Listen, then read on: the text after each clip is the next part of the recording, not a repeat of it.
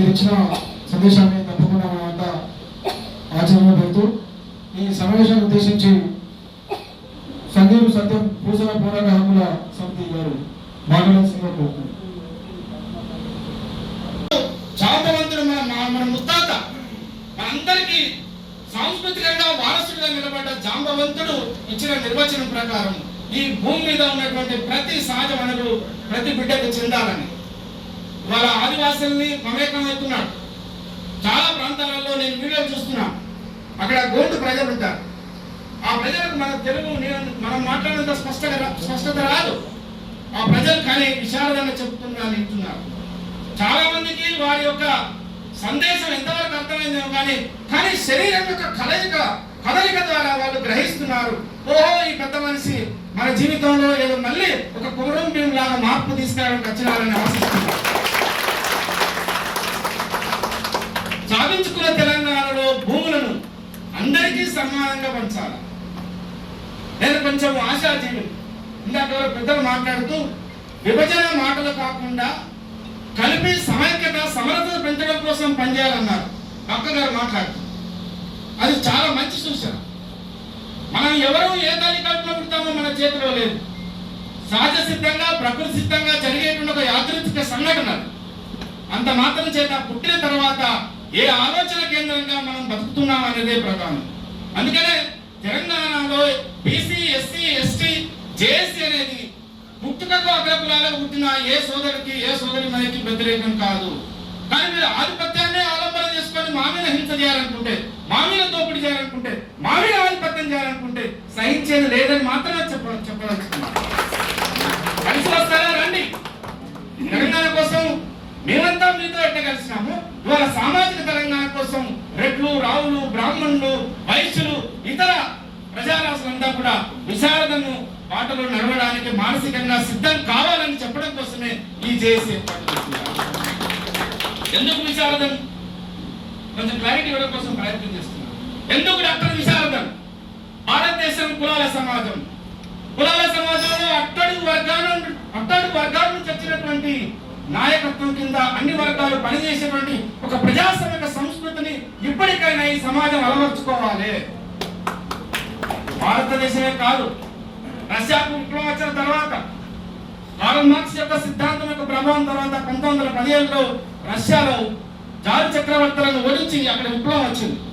అప్పుడు విప్లవ పార్టీలో ఒక చర్చ జరిగింది, ఎవరు నాయకత్వం వహించాలని చెప్పేసి. సరే, అప్పుడున్నటువంటి తాత్కాలిక పరిస్థితుల రీత్యా లెనిన్ కొంతకాలం నాయకత్వం వహించినాడు. ఆ తర్వాత మొత్తం పార్టీలంతా లెనిన్ నాయకత్వం వహించి పార్టీలో ఉన్న చిన్న కార్యకర్తలను దూరం పెడితే పై స్థాయిలో ఉన్న లీడర్ల వరకు స్టాలిన్ మాత్రమే ఈ దేశాన్ని పరిపాలించాలన్నారు. స్టాలిన్ ఎవరు? ఒక చెప్పులు ముట్టుకునే జాతి నుంచి వచ్చినవాడే, కబ్లర్. కాబట్టి భారతదేశం కూడా ఇప్పటికైనా తెలంగాణ అంటేనే అనేక ఉద్యమాలకు నిలయం అంటాం. తెలంగాణలో ఉన్నంత ప్రజాస్వామిక దృక్పథం దేశంలో ఎక్కడ లేదని చెప్పేవాళ్ళు చాలా మంది మేధావులు ఉన్నారు. నాకు చదువు చెప్పిన మేధావులు కూడా ఉన్నారు. పేర్లు ఎందుకు కానీ ప్రొఫెసర్ అరగోపాల్ నామస్వామి చెప్పినారు. ప్రొఫెసర్ కోదండరాం గారు నా గురువు చాలా ఉన్నాయి. పోతే రాబోయే కాలంలో బీసీ, ఎస్సీ, ఎస్టీ, జాక్ ఉమ్మడి జిల్లా కోసం ఇక్కడ ఏర్పాటు చేసినటువంటి సమావేశాలు, ఇలాంటి జాక్ కార్యక్రమాలు ఎన్నో చేద్దాం. కానీ దానికంటే ముందు ఇక్కడ కూర్చున్నటువంటి మనం కనీసం ఒక 500 మందిని, ఈ 500 మందిని ఒక 12,000 మంది తెలుసా మనం ఇప్పుడు ఇక్కడ. ఈ 20,000 మందిని కూడా రేపు ఓపెన్ గార్డెన్ లో మనం మీటింగ్ పెడితే ఎట్లున్నామంటే సాయి నరేంద్ర చెప్పాడు కానీ చేసి చూపిస్తాడు.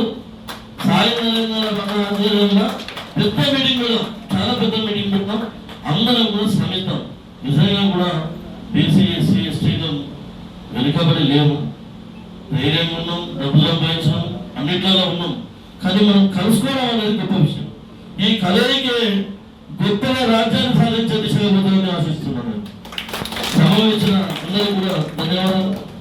తెలంగాణలో 190% పైన ఉన్న 3.5 కోట్ల మంది బీసీ, ఎస్సీ, ఎస్టీ ప్రజల కోసం BC, SC, ST JAC Jack ఒకటి ఏర్పడింది. ఆ జాక్ యొక్క ఆవిర్భావ సదస్సు వరంగల్లో ఈరోజు ఏర్పాటు చేయడం జరిగింది. ఆ ఆవిర్భావ JAC BC SC ST Jack Telangana గడ్డ మీద ఉన్న బీసీఎస్సీ ఎస్టీలకి రాజ్యాధికారం సాధించడానికి, బీసీఎస్సీ ఎస్టీలకి న్యాయపరంగా రావాల్సిన భారత రాజ్యాంగ హక్కుల కోసం, సామాజిక న్యాయం కోసం ఈ వేదికని ఇక్కడ ఏర్పాటు చేయడం జరిగింది. ఇది మార్చి 31వ తారీఖున తెలంగాణ రాష్ట్ర వ్యాప్త స్థాయిలో హైదరాబాదులో ఏర్పాటు చేసిన ఈ జాక్ వేదికని ఈరోజు వరంగల్లో ఆవిర్భావింప చేయడం జరిగింది. దీనికి ముఖ్య అతిథిగా చిరంజీవులు ఐఏఎస్ అధికారి రావడం జరిగింది. అనేక మంది ప్రొఫెసర్లు, డాక్టర్లు, మరి వివిధ రకాల విభాగాల్లో వరంగల్లో పనిచేస్తున్న మేధావులు, బీసీఎస్సీ ఎస్టీ కుల సంఘాలు నాయకులు రావడం జరిగింది. ముఖ్యంగా తెలంగాణ గడ్డ మీద మేము ఇచ్చే నినాదం, ఆనాడు తెలంగాణ ఉద్యమం నడిచినప్పుడు ఆంధ్ర వాళ్ళు గో బ్యాక్, ఆంధ్ర వాళ్ళకి ఇక్కడ ఏం పని అన్నారు. ఈరోజు బీసీఎస్సీ ఎస్టీ జాక్ ఏమంటుందంటే అసలు తెలంగాణలో 5% లేని రెడ్డి రావులకి తెలంగాణ రాజకీయాలతో ఏం పని, అందుకని ముందు తెలంగాణ రాజకీయాల నుంచి రెడ్డి రావుల్ని గో బ్యాక్ అనే నినాదాన్ని బీసీఎస్సీ ఎస్టీ జాక్ ఇస్తుంది. ఇక్కడి నుంచి రాజకీయాల నుంచి బీసీఎస్సీ ఎస్టీలు తెలంగాణలో ఉన్న రెడ్డి రావుల రాజ్యానికి సమాధి కట్టడం కోసం, రెడ్డి రావుల రాజ్యాన్ని నిర్మూలించడం కోసం, ఆ రెడ్డి రావుల ఆధిపత్యాన్ని వ్యతిరేకించడానికి ఇక్కడ బీసీఎస్సీ ఎస్టీలంతా ఒకటి కావడానికి తెలంగాణ గడ్డ మీద ఈ జాక్ని ఏర్పాటు చేయడం జరిగింది. అసలు తెలంగాణ రాష్ట్రం ఒక డిమాండ్గా వచ్చింది. తెలంగాణ రాష్ట్రం నాయకత్వం ఇచ్చింది ఎవరు? ఆనాడు రెడ్లు. మొన్న మలిదశ తెలంగాణ ఉద్యమానికి వెలమల నాయకత్వం ఇచ్చింది. అంటే 60 సంవత్సరాల దోపిడీ జరిగినందుకు ఆంధ్రోడు తెలంగాణను దోపిడీ చేసింది 60 ఏళ్ళు అన్నారు, లేదా 50 ఏళ్ళు అన్నారు. 50 ఏళ్ల దోపిడీ చేస్తే నీకు తెలంగాణ ఉద్యమం రేవదీసి దానికి నాయకత్వం వహించి ఈ రాష్ట్రాన్ని వెళ్తున్నారు రెడ్డి రావు. మరి 2000 సంవత్సరాల నుంచి తెలంగాణ గడ్డ మీద ఉన్న బీసీఎస్సీ ఎస్టీలను దోపిడీ చేస్తున్నారు కదా ఈ రెడ్డి రావు. మరి 2000 ఏళ్ళు దోపిడీ చేస్తున్న రెడ్డి రావుల ఆధిపత్యాన్ని మేము ప్రశ్నించొద్దా? రెడ్డి రావుల యొక్క రాజకీయ ఆధిపత్యాన్ని మేము ప్రశ్నించొద్దా?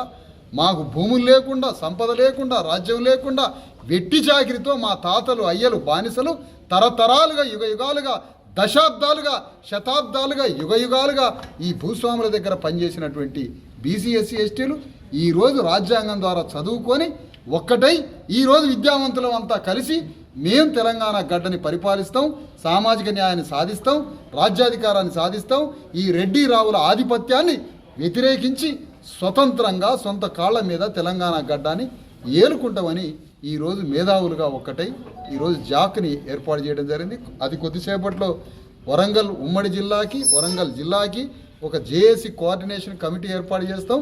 అసలైన కూటమి తెలంగాణ గడ్డ మీద బీసీఎస్సీ ఎస్టీలో అసలైన కూటమి రాబోతుంది.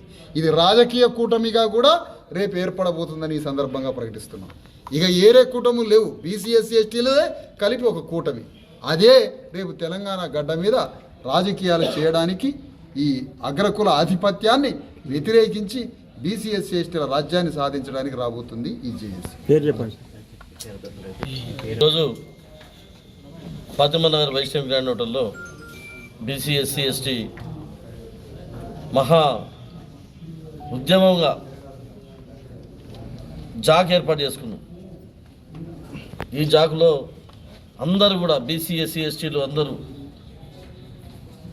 డాక్టర్ విశ్వనాథన్ మహారాజ్ గారి ఆధ్వర్యంలో జైన్ కావడానికి వచ్చినటువంటి ఉమ్మడి జిల్లా వాళ్ళందరికీ కూడా శుభాభివందనం. బీసీఎస్సీ ఎస్టీలంతా కలిసి ఏకమై రేపు రాబోయే రాజకీయ ఎలక్షన్స్లో పార్టిసిపేట్ అయ్యి అందరూ కూడా పార్టిసిపేట్ అయ్యి ముందుకు పోతారని తెలియజేస్తున్నాం.